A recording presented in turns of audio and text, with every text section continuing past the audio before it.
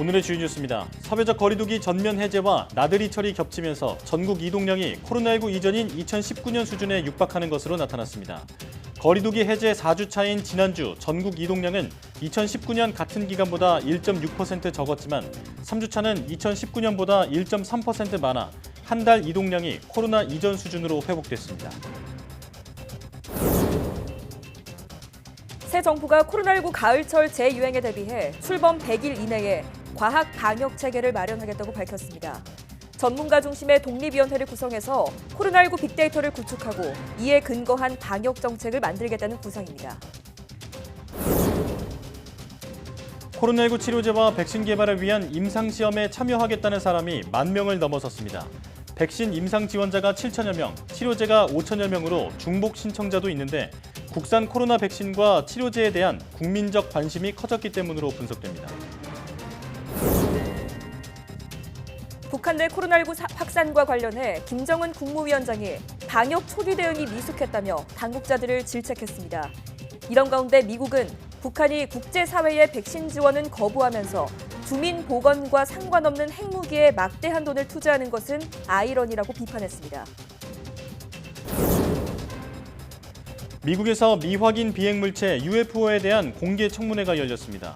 정체가 밝혀지지 않은 미확인 비행 현상 사례는 모두 400건인데 미확인 비행 현상이 지구 밖에서 왔을 것이라는 어떤 증거도 없다고 결론 내렸습니다.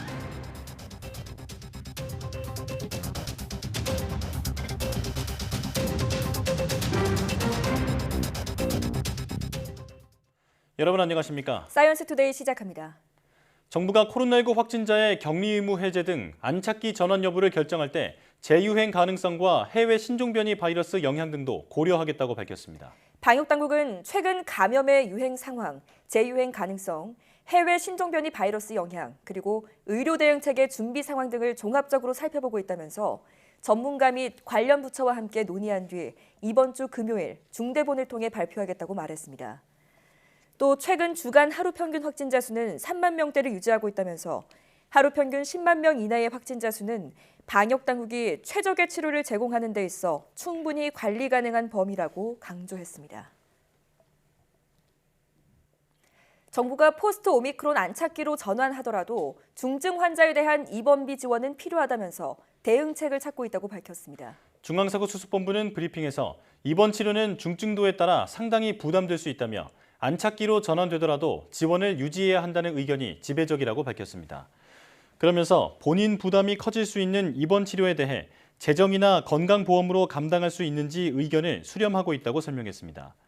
또 경증 환자를 치료하는 생활치료센터는 이달 말 권역별 운영을 종료한다고 밝혔습니다. 이에 따라 18일 0시 기준 전국 12개 생활치료센터가 보유한 3,498개 병상이 줄어들 예정입니다. 사회적 거리두기 전면 해제와 나들이 철의 영향으로 전국 이동량이 코로나19 사태 이전인 2019년 수준을 나타냈습니다. 어린이날 연휴로 이동량이 크게 늘었던 전주보다는 다소 줄어든 모습입니다. 정부는 거리두기 해제 4주 차인 지난주 전국 이동량은 2억 6,075만 건으로 집계됐다고 밝혔습니다.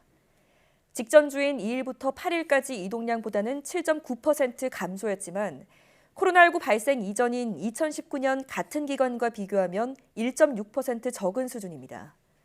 거리두기 해제 2주 차인 지난달 25일부터 이달 1일까지 전국 이동량은 2019년 같은 기간보다 10.1% 적었지만 거리두기 해제 3주 차인 2일에서 8일 사이에는 어린이날, 어버이날 등의 영향으로 2019년보다 1.3% 많아 처음으로 코로나19 이전 수준을 회복했습니다. 코로나19 치료제와 백신 개발을 위한 임상시험에 참여하겠다는 의향을 밝힌 사람이 10,000명을 넘어섰습니다. 국가임상시험지원재단은 코로나19 임상시험 참여 의향서 제출자가 지난 13일 기준 1,710명이라고 밝혔습니다. 백신이 7천여 명, 치료제가 5천여 명으로 중복 신청자가 포함되어 있습니다.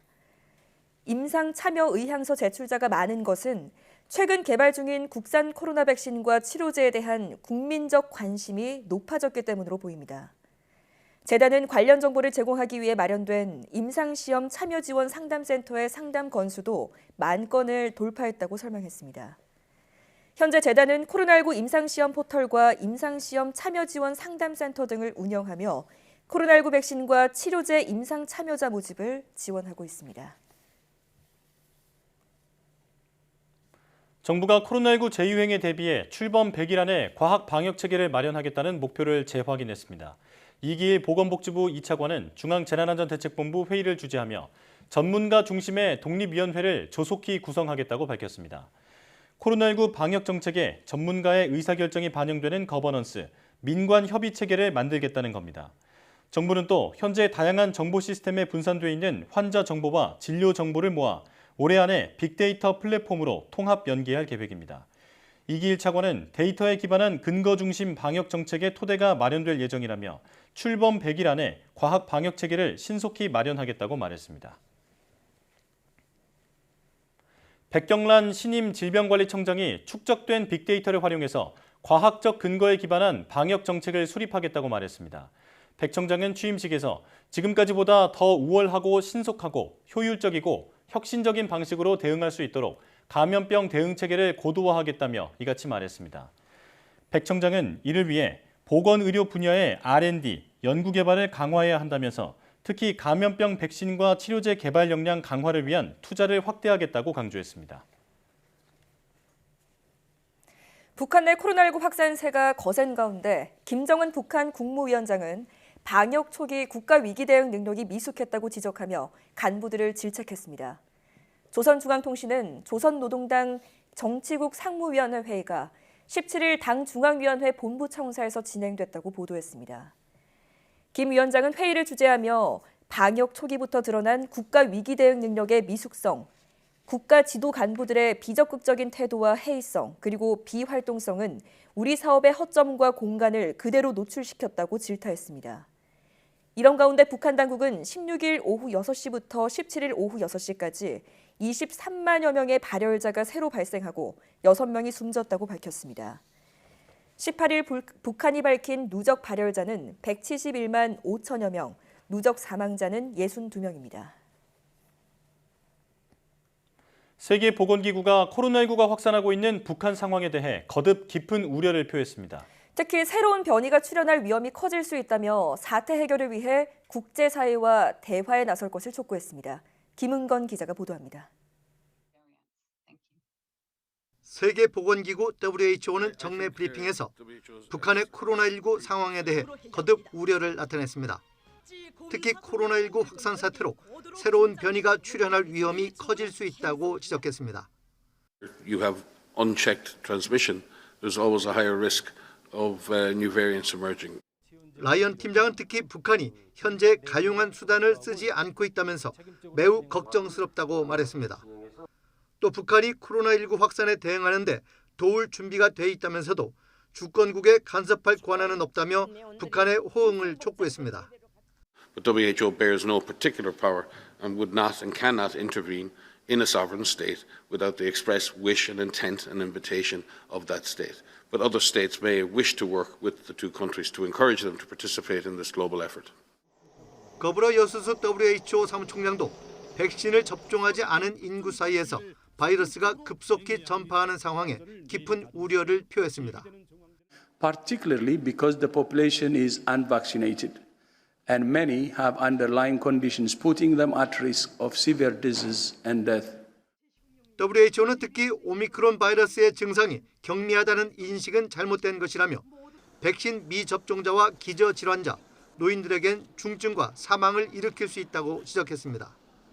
따라서 북한이 이번 사태의 심각성을 인식하고 인도적 지원을 위한 채널을 가동할 수 있도록 유엔과 대화에 나서라고 촉구했습니다. YTN 김건입니다. 미국 국무부는 북한이 국제사회의 코로나19 백신 지원은 거부하면서 핵무기에 막대한 돈을 투자하는 것은 아이러니이자 비극이라고 비판했습니다. 네드 프라이스 국무부 대변인은 현지 시각 17일 브리핑에서 코로나19가 급속도로 퍼지고 있는 북한에 대한 백신 지원을 지지한다면서도 이같이 지적했습니다. 프라이스 대변인은 북한은 매우 필요한 백신 지원은 거부하면서도 북한 주민의 인도적 곤경 완화와는 아무 상관이 없는 탄도미사일과 핵무기에 막대한 금액을 계속 투자하는 것은 또 다른 큰 아이러니이거나 비극이라고 꼬집었습니다.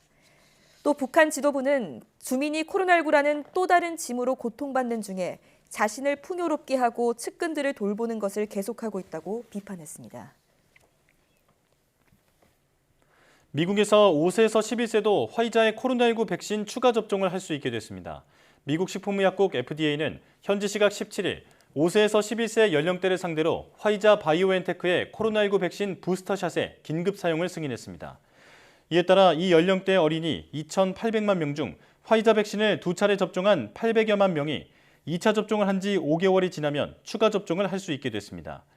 뉴욕타임스는 코로나19 감염에 맞서 약화하는 보호 효과를 강화하기 위한 조치 중 하나라고 설명했습니다.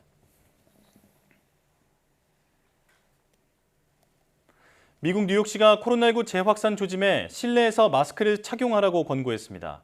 뉴욕시 보건당국은 현지 시각 17일 코로나19 재확산에 대처하기 위해 사무실이나 슈퍼마켓 등 사람들이 모이는 실내에서 마스크를 쓰라고 권고했다고 뉴욕타임스가 보도했습니다.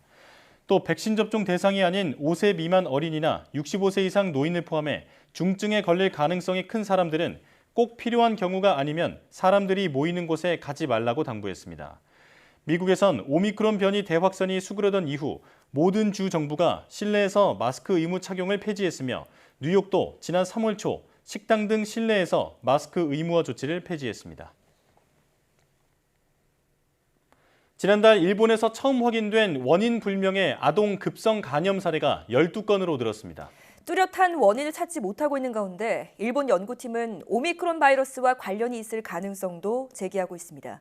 도쿄 이경화 특파원이 보도합니다. 일본 오사카에 사는 9살 소년. 지난 3월 심한 구토와 고열 증세로 일어서지도 걷지도 못할 만큼 상태가 나빠졌습니다.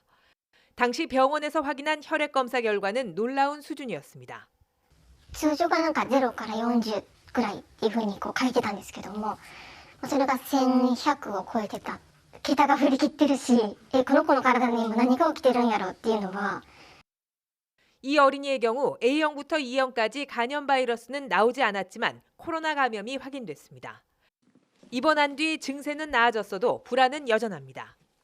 また次コロナにかかった時にまた肝臓に悪さするのかなとか、打った方がいいのか、逆に打つと負担をかけるのか。 원인을 알 수 없는 아동 급성 간염 의심 사례는 지난달 말 일본 정부가 처음 공개한 뒤 지금까지 12명으로 늘었습니다. 원인이 뚜렷하지 않은 만큼 근본적인 치료법이 없다는 것이 가장 큰 문제입니다.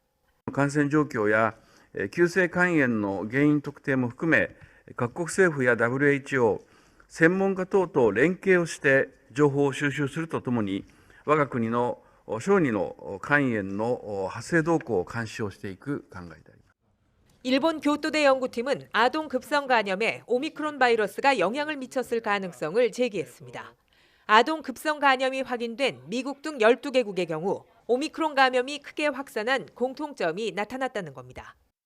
일본 내 아동 간염 전문가들은 곧 조사팀을 꾸려 이번에 확인된 사례를 바탕으로 발병 원인 등에 대한 연구를 진행할 계획입니다. 도쿄에서 YTN 이경화입니다.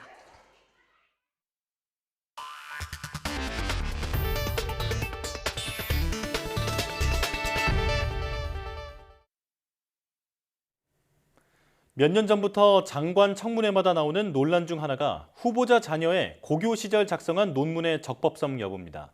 아빠 찬스로 무임승차하거나 대필 혹은 유료 논문 작성은 물론 돈만 내면 논문을 실어주는 부실 학술지 게재 등이 문제가 됐는데요.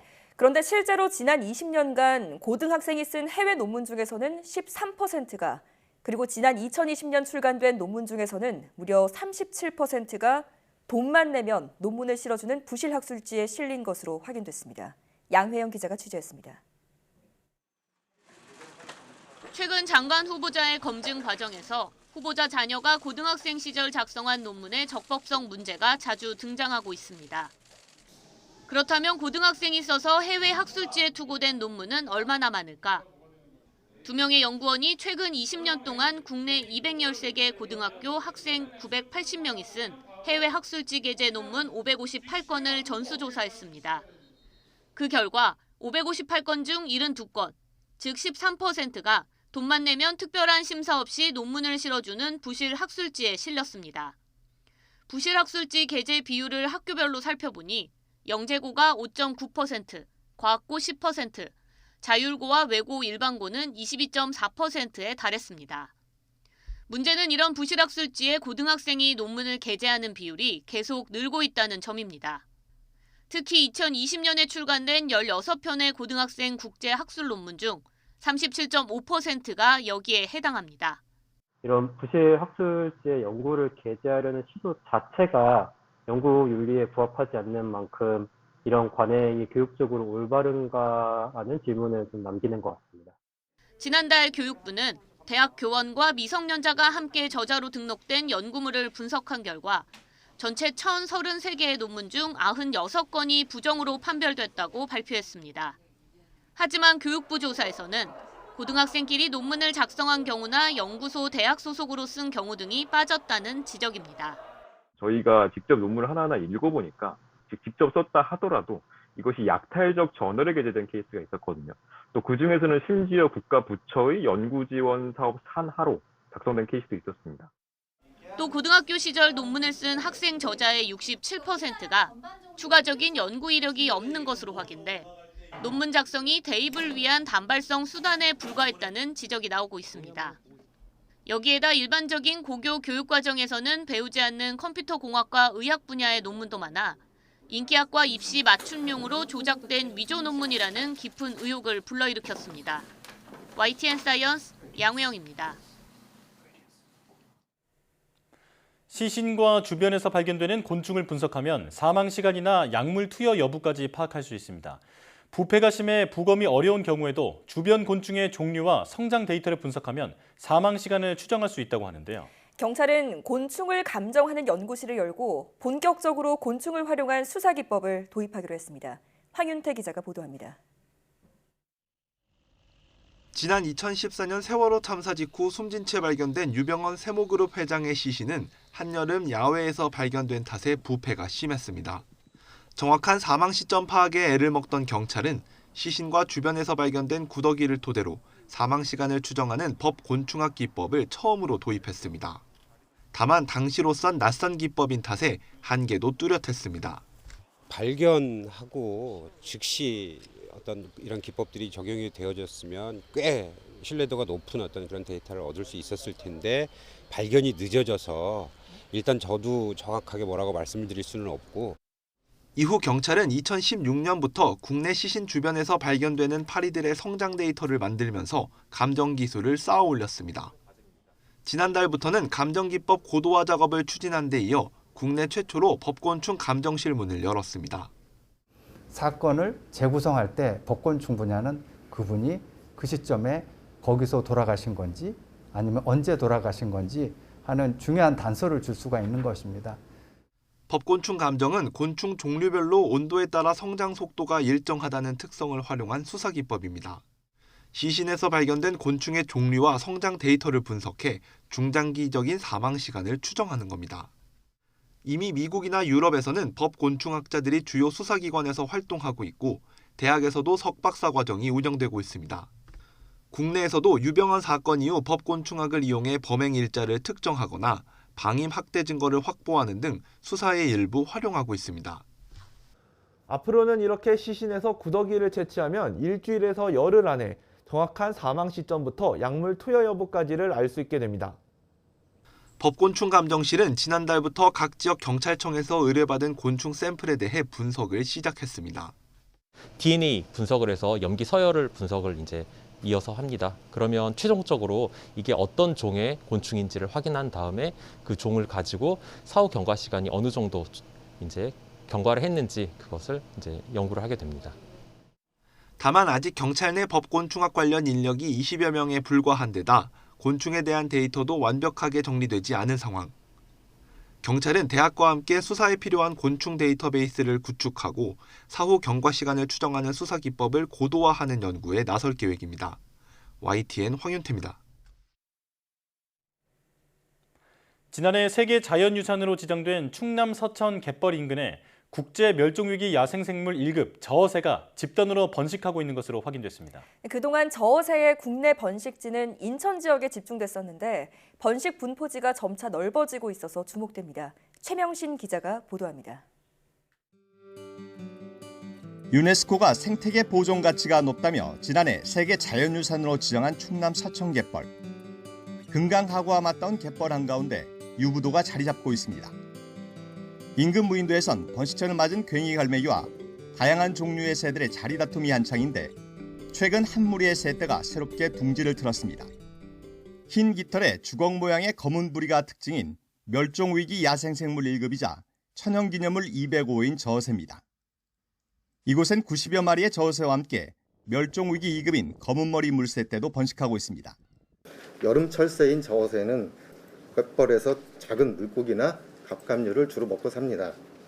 연구진은 이곳을 번식지로 택한 저어새들이 충남 서천, 전남 영광 등 인근의 번식지에서 분산한 개체들로 추정을 하고 있습니다. 전 세계 6천여 마리밖에 남지 않은 저어새는 인천 강화도와 영종도 등 우리나라 서해안에서 전 세계 저어새 90% 이상이 번식합니다. 그동안 인천과 전남 서해안 일부 지역에 집중됐던 저어새 번식지가 충남 서해안에서 확인됐다는 점에서 주목됩니다. 여름철새인 저어새는 3월 말부터 7월까지 우리나라에서 새끼를 낳고 키운 뒤 타이완과 베트남 등지에서 겨울을 보냅니다. 환경부는 충남 서천 갯벌이 저어새의 새로운 번식지로 자리 잡을 수 있도록 체계적인 보전 대책을 마련한다는 계획입니다. YTN 최명신입니다. 한국개발연구원 KDI가 올해 한국 경제 성장률 전망치를 3%에서 2%대 후반으로 내렸습니다. 반면 물가 상승률 전망치는 국제 유가 급등세 등을 고려해 4%대 초반으로 대폭 올렸습니다. KDI는 2022년 상반기 경제 전망에서 올해 한국 경제 성장률 전망치를 2.8%로 제시했습니다. 지난해 11월 전망한 3%에서 소폭 낮춘 수치입니다. KDI는 지난해 11월 전망 때보다 1분기 민간 소비가 부진했던 점과 원자재 가격 급등에 따른 수입 물가 상승, 주요국 금리 인상, 대외 여건 악화에 따른 수출 둔화 가능성 등을 고려해 성장률 전망치를 낮췄습니다. KDI는 올해 물가 상승률은 4.2%로 제시했습니다. 지난해 11월 전망했던 1.7%에서 대폭 상향 조정한 겁니다. 글로벌 공급망 교란과 경기 둔화로 수출과 투자 여건은 악화하는데 유가 급등 등으로 에너지와 식료품 가격은 높은 수준을 유지하고 있어 물가 상승 압력이 상당하다는 게 KDI의 분석입니다. 한국산 가상화폐인 루나의 폭락 사태가 전 세계 금융시장을 강타하면서 비트코인도 약세를 면치 못하고 있습니다. 금융당국은 국내 거래소들에 대한 긴급 점검에 들어갔습니다. 강희경 기자가 보도합니다. 루나와 테라 폭락 사태로 함께 휘청인 전 세계 가상자산 시장. 그중에서도 대표격인 비트코인은 지난 11일 9개월 만에 4천만 원 아래로 떨어졌습니다. 일주일가량 시간이 흘렀지만 고점 대비 반토막 넘게 폭락한 비트코인 시세는 좀처럼 회복할 기미를 보이지 않고 있습니다. 금융당국이 파악한 국내 루나 이용자는 28만 명으로 이들이 보유한 규모만 700억 개에 이르는 것으로 추정됩니다. 추가 피해가 우려되는 만큼 금융당국은 적극적인 대응에 나섰습니다. 금융위원회와 금융감독원은 국내 가상자산 거래소들을 상대로 루나 거래량과 투자자 수 등을 파악하고 있습니다. 루나 사태에 대한 거래소들의 대응과 조치에 대한 자료도 요청했습니다. 이번 사태를 유발한 테라 플랫폼을 조사하거나 감독, 제재할 법적 권한은 없지만 피해를 최소화하기 위한 조치에 나선 겁니다. 국회에 출석한 고승범 금융위원장은 가격이나 거래 동향을 예의주시하고 있다며 투자자 보호 조치를 시행하겠다고 말했습니다. 이런 가운데 윤석열 대통령의 국정과제이기도 한 디지털 자산 기본법 제정 논의에 속도가 나고 있습니다. 금감원은 관계 법령이 없어 금융당국의 역할이 제한적이라면서 앞으로 제정될 디지털 자산 기본법에 불공정 거래 방지와 소비자 피해 예방책이 충실히 반영되도록 노력하겠다고 밝혔습니다. 코인이란 자산이 사실은 새로운 자산이긴 하지만 전통적인 영역으로 가서 어느 정도 규제를 받아야 되는 게 아니냐라는 의견들이 많이 나오고 있습니다. 피해자가 속출하는 가운데 가상자산 시장에 빙하기가 올 수 있다는 전망으로 투자 심리마저 얼어붙으면서 루나 사태의 여진이 끝없이 이어지는 모습입니다. YTN 강희경입니다. 제롬 파월 미국 연방준비제도 의장은 물가 상승률이 분명하고 확실하게 내려가는 것을 볼 때까지 계속 금리를 인상하겠다고 말했습니다. 장중 큰 폭으로 반등하던 뉴욕 증시는 파월 의장의 발언이 전해진 뒤 상승폭을 살짝 줄였지만 상승세를 유지했습니다. 김진호 기자의 보도입니다. 월스트리트 저널이 주최한 행사에 참석한 파월 의장은 연준의 물가 상승에 대한 대응이 늦었다는 최근의 비판을 의식한 듯 금리 인상 의지를 강력하게 천명했습니다. 파월 의장은 우리가 봐야 할 것은 분명하고 확실하게 내려가는 물가 상승률이라며 그것을 볼 때까지 계속 밀어붙일 것이라고 밝혔습니다. 인플레이션을 잡기 위해 통화 긴축을 늦추지 않겠다는 것입니다. 그러면서 물가 상승률을 다시 낮출 수단과 의지를 갖고 있다고 거듭 강조했습니다. 이달 초 기준금리를 0.5%포인트 인상한 파월 의장은 6월과 7월에도 이와 같은 빅스텝에 나설 것이란 전망에 대해 연방공개시장위원회 내에서 광범위한 지지가 있다고 전했습니다. 다만 파월 의장은 이러한 금리 인상 구상은 기정사실이 아니라 계획이라며 여지를 남겼습니다. 특히 파월 의장은 광범위하게 인식된 중립금리의 수준을 넘어서야 한다면 망설이지 않을 것이라며 2.5% 수준으로 추정되는 중립금리 이상으로 금리를 끌어올릴 가능성도 시사했습니다. 중립금리란 경제가 인플레이션이나 디플레이션 압력 없이 잠재 성장률 수준을 달성할 수 있도록 하는 이론적 금리 수준을 뜻합니다. 파월 의장은 미국 경제에 대해서는 실업률이 약간 올라가더라도 여전히 노동시장은 강력할 것이라며 연착륙으로 향하는 길이 많이 있다고 자신했습니다. 장중 큰 폭으로 반등하던 뉴욕 증시는 파월 의장의 발언이 전해진 후 상승폭을 살짝 줄였지만 4월 소매 판매 증가 등 경제 지표의 호조로 상승세를 유지했습니다. YTN 김진호입니다. 미국 의회가 미확인 비행물체 UFO에 대한 청문회를 50년 만에 열었습니다. 청문회의 요지는 미확인 비행체를 봤다는 보고는 늘었지만 이들이 외계에서 왔다는 증거는 여전히 없다라는 것이었습니다. 보도에 임수근 기자입니다. 미국 의회에서 50년 만에 다시 열린 미확인 비행물체 UFO 청문회. 청문회에서 미 정보당국은 미확인 비행 현상, 즉 UAP 보고 사례가 400여 건으로 최근 대폭 늘었다고 밝혔습니다. 원인은 드론과 무인기의 증가 때문으로 분석됐습니다. 미 당국은 다만 미확인 비행 현상이 지구 밖에서 왔다는 어떠한 물리적인 증거도 없다고 다시 강조했습니다. 또 미확인 비행 현상을 촬영한 영상이 대부분 짧아 분석에 한계가 있다고 덧붙였습니다. 다만 이후 무인기로 밝혀진 삼각형의 녹색 물체처럼 분석을 통해 실체를 확인하는 작업을 계속하고 있다고 밝혔습니다. And because UAPs pose potential flight safety and general security risk, we are committed to a focused effort to determine their origins. 미 당국은 미확인 비행 현상이 국가안보에 직결되는 사항인 만큼 일반에 대한 정보 공개는 제한적일 수밖에 없다고 강조했습니다. We do not want potential adversaries to know exactly what we're able to see or understand or how we come to the conclusions we make. 미 의회 소위원장은 청문회에서 미확인 비행 현상은 규명되지는 않았지만 실제한다며 당국의 분발을 당부했습니다.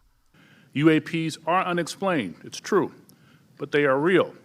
They need to be investigated, and many threats they pose need to be mitigated. 이번 청문회에서는 미확인 비행 현상이 최근 증가했다는 것 외에는 드러난 새로운 사실이 없어 UFO에 대한 의문과 억측, 주장은 계속될 것으로 보입니다. YTN 임수근입니다.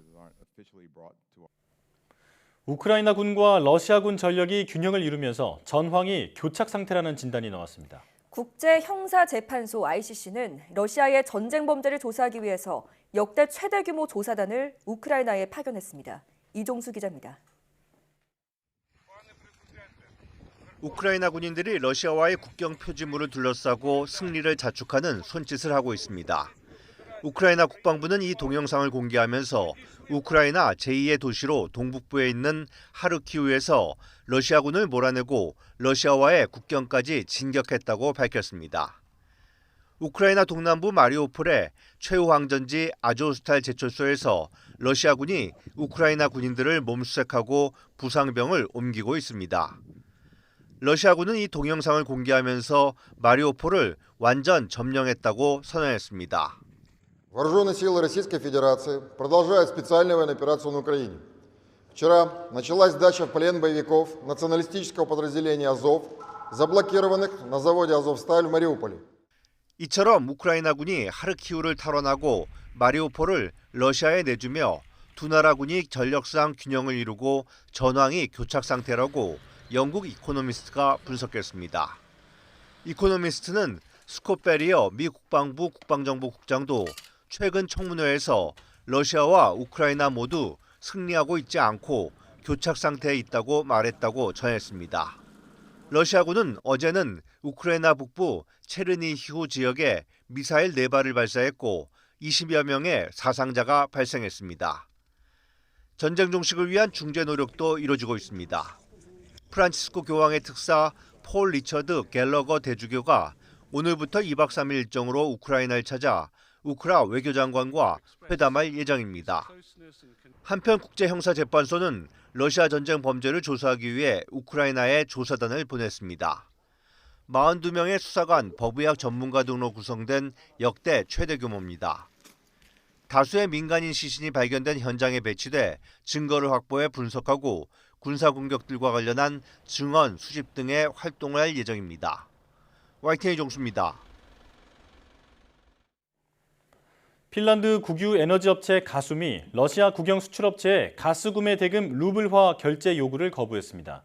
가숨은 현지 시간 17일 러시아 가스프롬의 가스 대금 루블화 결제 요구를 중재에 붙일 것이라며 이에 따라 러시아 가스의 핀란드 공급 중단 가능성이 커졌다고 밝혔습니다. 앞서 푸틴 러시아 대통령은 지난달 EU 회원국 구매자들이 러시아 가스 구매 대금을 러시아 통화 루블화로 결제하도록 하는 대통령령에 서명했습니다. 핀란드는 가스 대부분을 러시아에서 수입하지만 가스는 핀란드 연간 에너지 소비량의 5% 정도만 차지합니다.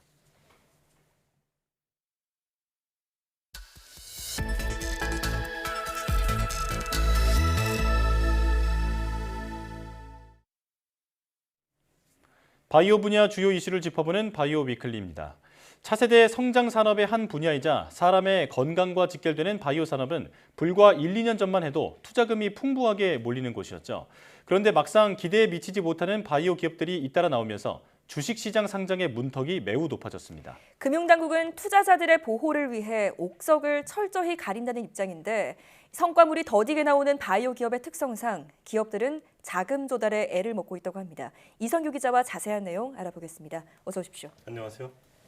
네. 최근 바이오 기업의 기술 특례 상장의 씨가 마르고 있다라는 얘기가 나오고 있는데 현황이 어떤가요? 지금 상황이 그렇게 좋지는 않은데요. 이 기술 특례 상장은 당장 의미가 있는 실적을 내지는 못하지만 기술력이 높아서 성장 가능성이 큰 기업들을 상장하게 도와주는 제도입니다. 네. 이 바이오 기업의 특성상 신약 개발을 마치려면 최소 10년 이상의 긴 시간이 걸리기 때문에 주로 바이오 기업들이 기술 특례 상장을 이용하는데요. 지난 2005년 기술 특례 상장 제도가 도입된 이후에 90개 이상의 바이오 기업이 기술 특례 상장으로 코스닥 시장에 입성했습니다. 네. 지난 2020년의 경우를 예로 들면은 전체 25개 기술 특례 기업 가운데 절반 이상인 17개 기업이 바이오 기업이었습니다. 네. 그러다가 지난해에는 31개 기업이 기술 특례 상장을 했는데 3분의 1 미만인 9개 기업이 바이오 기업이었습니다. 이러한 부진은 올해도 계속돼서 현재까지 8개 기술 특례 상장 기업 가운데 바이오 기업은 3개에 불과합니다. 네, 바이오 기업들의 기술 특례 상장이 위축되고 있다는 말씀이신데 어떤 이유 때문일까요? 앞서 설명했듯이 이 기술 특례는 바이오 기업의 어떤 특성을 고려한 일종의 특례 성장 제도인데요. 예. 이 유망 바이오 기업의 기술력을 믿고 상장시켜줬더니 사실 결과가 딱히 좋지 않다거나 네. 기업 경영상에 문제가 있는 사례가 그동안 꽤 있었습니다. 예. 신라젠이 대표적인 경우인데 신라젠은 임직원의 횡령, 배임 사건이 발생해 현재 거래 정지 상태입니다. 네. 오스템 임플란트는 직원 횡령으로 거래가 정지됐다가 최근에 재개됐습니다. 네. 국내 바이오 기업이 해외 기업에 기술 수출을 했다가 반환되는 사례도 있습니다. 2021년의 경우 국내 바이오 기업이 13조여 원의 기술 수출을 했는데 반환 규모가 2조여 원에 달했습니다. 2020년의 경우엔 더 심해서 9조여 원을 기술 수출했는데 8조여 원이 반환됐습니다. 예. 이런 일련의 사태를 겪으면서 한국거래소가 바이오 기업들을 보는 잣대를 한층 강화했다고 볼 수 있는데요. 거래소는 상장 요건에는 질적 요건과 양적 요건이 있는데 이전과는 바뀐 것이 없다고 밝혔습니다. 다만 앞서 설명한 사태 등이 발생하면서 질적 심사를 좀 더 꼼꼼히 한다는 입장입니다. 예. 자, 한마디로 좋지 않은 사례들이 있기 때문이다라고 말씀을 지금 해주신 건데, 하지만 유망 기업으로 평가받는 바이오 기업들이 이 상장 문턱을 넘지 못한 사례들도 있잖아요. 뭐 최근에 그런 사례가 몇 가지 있었는데요. A바이오 기업은 지난 3월 코스닥 시장 상장위원회에서 미승인 통보를 받았습니다. 네. 이 회사는 앞서 지난해 10월 덴마크 룬드백과 자가면역 질환 치료제 후보 물질에 대한 기술 수출 계약을 체결했습니다. 예. 계약 규모는 선급금 190억 원을 포함해서 총 5,370억 원 규모입니다. 예. 이 기술 수출 규모로만 보면 상당히 큰 액수이며 이 정도면 무난히 상장할 것으로 업계는 내다봤는데요. 예. 네. 이 상장 미상인 이유로 이 회사가 기술 수출 성과 한 건 외에는 뚜렷한 성장이 보이지 않기 때문인 것으로 알려졌습니다. 이 또 다른 바이오기업 D는 지난달 코스닥 시장 상장위원회에서 상장 미승인 통보를 받았습니다. 이 회사는 파킨슨병 신약 후보 물질을 대상으로 미국에서 임상 2상을 진행하고 있습니다. 이 자금력이 부족한 비상장 바이오 기업이 글로벌 임상 2상을 진행하는 것 자체가 쉬운 일이 아니어서 예. 업계에서는 상장을 긍정적으로 예상했었는데요. 이 회사가 진행하는 파킨슨병 신약 후보 물질의 유효성이 아직 미흡하다고 판단한 것으로 알려졌습니다. 네, 해당 기업 측에서는 좀 억울한 측면도 있을 것 같아요. 근데 이 거래소들이 바이오 기업들의 그 기술 특례 상장을 할 때 조금 더 그 기준을 깐깐하게 본다면 결국에는 그 시장 전체적으로 생각했을 땐 좋은 거 아닌가요? 상장 요건을 꼼꼼하게 본다면은 시장 전체로 보면 좋은 게 뭐 분명 있습니다. 그런데 이제 바이오 업계가 화랑이었던 지난 2019년의 경우에는 해외 박사 3명이 모이면 뭐 100억 원을 투자할 수 있다 이런 우스갯소리가 있었거든요. 예. 그러니까 이 한때는 바이오를 한다고 하면은 뭐 기술력은 둘째치고 묻지마 투자가 이루어지고 이게 상장으로 이어지는 분위기였습니다. 예. 마치 2000년대 전후로 IT 기업 버블과 비슷한 상황인 거죠. 네. 이런 상황에서 거래소가 상장 요건을 꼼꼼히 보는 것은 옥석을 가리는 의미가 큰데요. 이런 옥석 가리기는 결국 개인 투자자의 투자 손익과 직결되기 때문에 중요한 거죠. 예.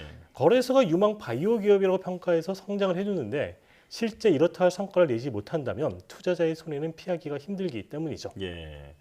자, 이렇게 옥석 가리기는 분명히 필요한 거지만, 하지만 이게 그 시장에서 유망 기업으로 평가받는 기업조차 이제 탈락하면서 바이오 분야 전체가 이 위축되는 그런 역효과가 날 수도 있을 것 같은데요. 요즘 이제 바이오업계에서는 벤처 캐피탈, 이 VC의 투자 씨가 마르고 있다 이렇게 얘기를 하거든요. 그만큼 이제 투자를 유치하기 어렵다는 건데요. 네. 바이오 기업은 신약을 개발해서 판매를 하거나 신약 개발 중간 단계에서 기술 수출을 하지 않으면 사실상 매출이 없는 구조입니다. 상장 직전 단계에서 투자를 유치한 기업은 다음 투자 유치 방법이 상장인데요. 아, 네. 만약 이 문턱을 넘지 못할 경우엔 심각한 경영상의 위기에 직면할 수도 있습니다. 최근 전 세계적으로 바이오 분야 투자가 위축되는 분위기인데요. 예. 코로나19 대유행 상황에서 뭐 진단키트나 백신, 치료제 등으로 바이오가 활황이었다면 일상 회복으로 전환이 되면서 투자 열풍이 한풀 꺾였습니다. 현재로서는 이런 얼어붙은 투자 심리가 언제쯤 풀릴지 예단하기는 어려워 보입니다. 그렇군요. 근데 이렇게 투자를 받기 어려운 상황임에도 계속해서 상장을 준비하는 바이오 기업들도 있죠. 그래서 이게 뭐 IPO가 어렵다고 해서 네. 상장을 준비하는 회사들이 상장을 안 하는 건 아니거든요. 예. 그래서 지난해 3월 기관 수요 예측에서 부진해서 상장을 자진 철회했던 항암제 개발 회사는 상장 재도전에 나섰습니다. 이 회사는 증시에 입성하기 위해서 기업 가치를 이전보다 대폭 낮추기도 했고요. 아, 네. 또 다른 항암제 개발 회사는 지난달 코스닥 상장 예비심사 청구서를 제출했습니다. 이 회사는 우수기업 특례 상장, 일명 유니콘 상장으로 불리는데요. 예. 이 유니콘 상장은 코스닥 시장에서 시가총액이 5천억 원 이상으로 예상되는 기업의 평가 절차를 간소화하기 위해서 지난 3월 신설됐습니다. 이외에도 몇몇 바이오 기업이 코스닥 상장을 준비하고 있는데요. 이들 가운데 몇 개의 기업이 상장에 성공할지가 하반기 바이오 기업의 코스닥 상장 가늠자가 될 것으로 보입니다. 그렇군요. 투자자를 보호하기 위해서는 반드시 꼼꼼한 심사가 필요하겠지만 이게 그 국내 기업의 성장을 가로막는 벽이 되고 있는 건 아닌지 조금 더 살펴볼 필요가 있겠습니다. 자, 바이오 위클리 이성규 기자와 함께했습니다. 고맙습니다.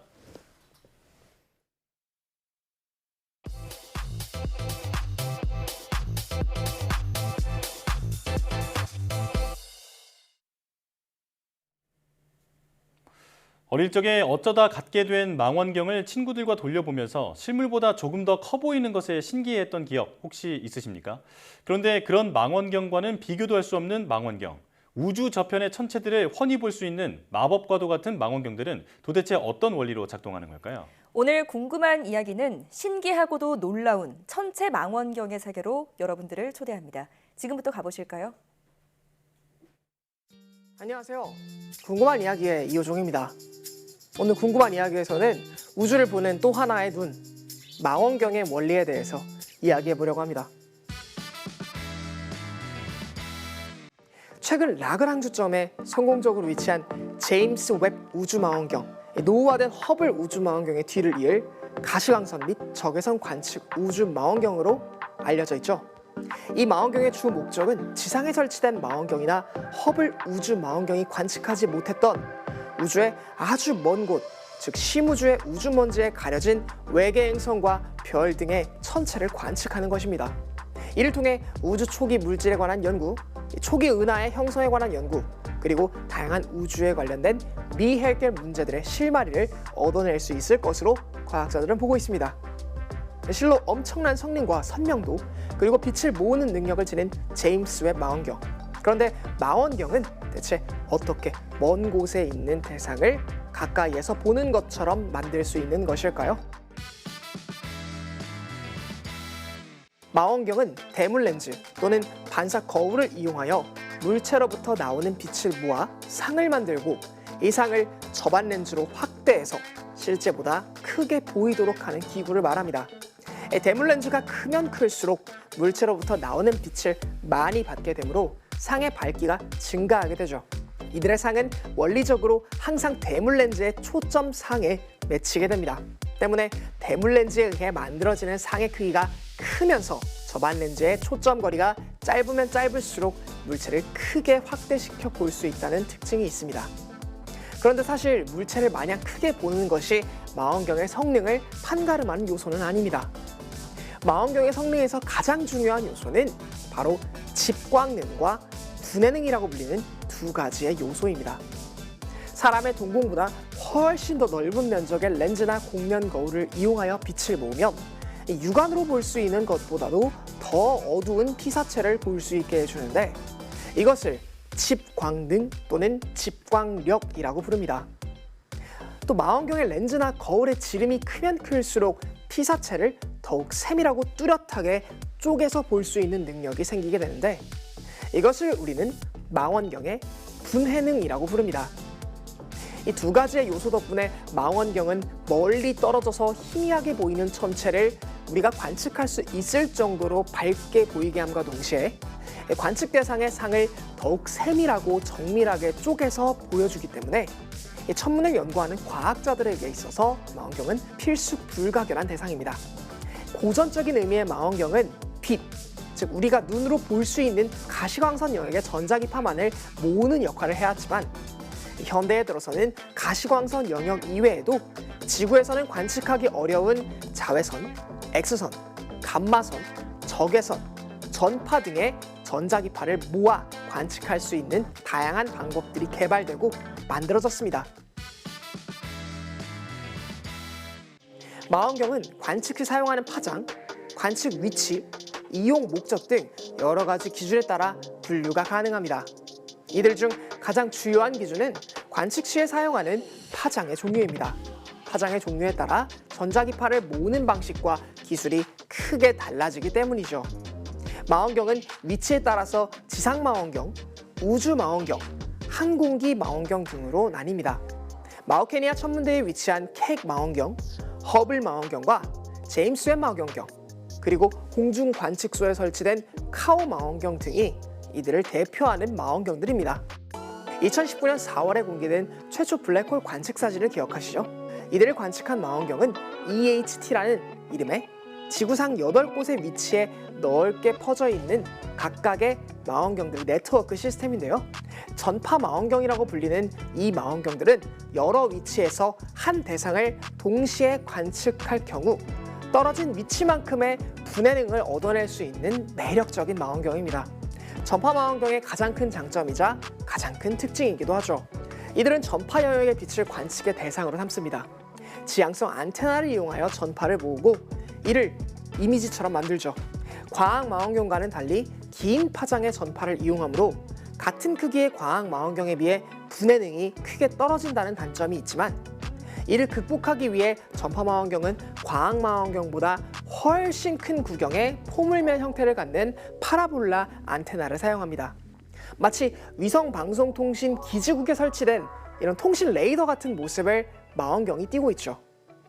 현재 가장 큰 전파 망원경은 중국의 페스트라는 지름 500m의 망원경이지만 건축 구조상 망원경의 크기를 늘리는 데에 한계가 있기 때문에 더 좋은 분해능을 얻기 위해서 여러 전파 망원경을 일정한 거리로 배열하여 그 배열 전체의 넓이와 같은 구경의 단일 망원경과 비슷한 분해능을 얻을 수 있는 간섭계를 사용하는 방법도 있습니다.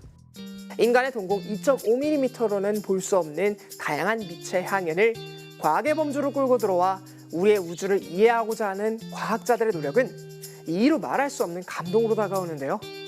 최근 임무수행을 위해 우주로 쏘아 올려진 제임스 웹을 포함해 앞으로 계속해서 설치된 다양한 망원경들은 또 어떤 우주의 신비 그리고 그 안에서의 비밀을 해결해 줄 것인지 벌써부터 기대가 됩니다. 이상 궁금한 이야기였습니다.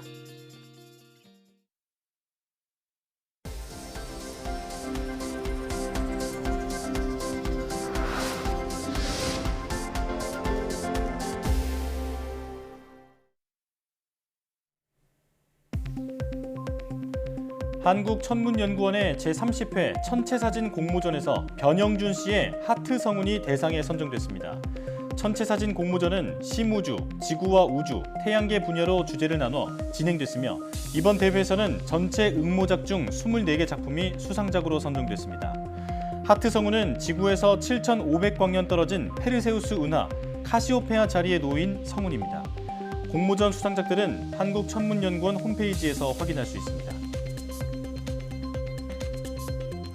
대구 경북과학기술원 디지스트 로봇기계전자공학과 김봉훈 교수가 국가연구개발시설 장비 관리와 활용에 이바지한 공로를 인정받아 과학기술정보통신부 장관 표창을 받았습니다. 김 교수는 지난해 9월 국가연구시설 장비진흥센터의 나눔장비 이전 사업의 지원 등을 받아 환경오염 관측 플랫폼 개발과 관련한 논문을 세계적인 과학저널 네이처에 게재한 바 있습니다. 과학기술정보통신부는 국가연구개발 성과평가 과정을 통해 우수 연구 성과를 낸 연구자에게 포상과 장관 표창을 시행하고 있습니다. 과학기술정보통신부는 19일 수소기술개발 로드맵 2.0과 범부처 수소기술개발 예비타당성 사업기획안 공청회를 개최한다고 밝혔습니다. 수소기술개발 로드맵 2.0 공청회는 지난 2019년 수립한 수소기술개발 로드맵의 기술개발 목표치와 전략을 수정 보완하기 위해 마련됐습니다.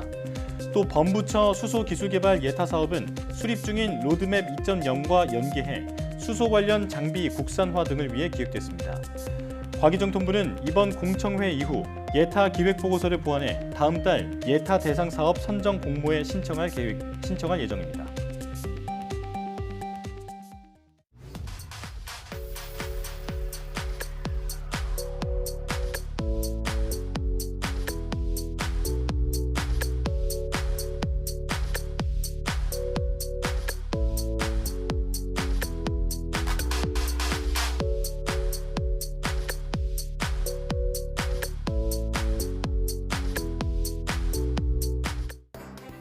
과학수사기법 중 하나인 법곤충학을 전담하는 법곤충 감정실이 우리 수사기관에도 설치됐다고 하죠.